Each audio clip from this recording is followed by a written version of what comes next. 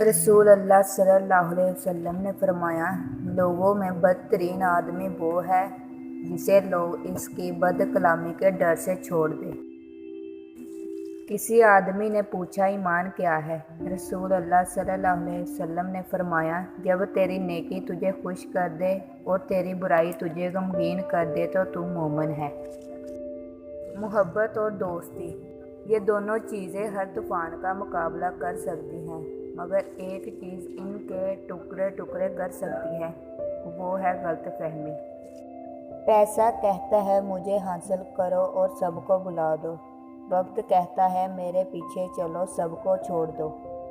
मुस्तकबिल कहता है मेरे लिए कोशिश करो, बाकी सब बुला दो। और अल्लाह सिर्फ इतना कहता है, मुझे याद करो, मैं सब कुछ तेरे कदमों में डाल दूँगा। मोहब्बत क्या है?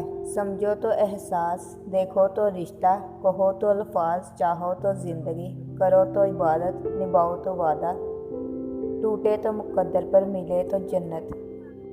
खामोश दुआएं, आंसू वो खामोश दुआएं हैं जो सिर्फ अल्लाह ही सुनता है। गिरते आंसू और टूटे हुए दिल की कदर अल्लाह से बेहतर कोई नहीं जानता। अल्लाह का नवाजना, जल्द ही वो मुकाम आना है जहां अल्लाह ने तुम्हें तुम्हारी मांगी हुई हर चीज़ से नवाज देना है। जिसके लिए इतना इंतज़ार कर रहे हो वो तुम्हारे लिए बेहतर नहीं तो इसको बेहतरीन बनाकर तुम तक पहुंचाया जाएगा। सारी इल्तिजाएं, दुआएं और आहें सुन ली जाती हैं। अपने मुकर्रर वक्त पर सब्र करें, हर एक आरज़ू पूरी होगी।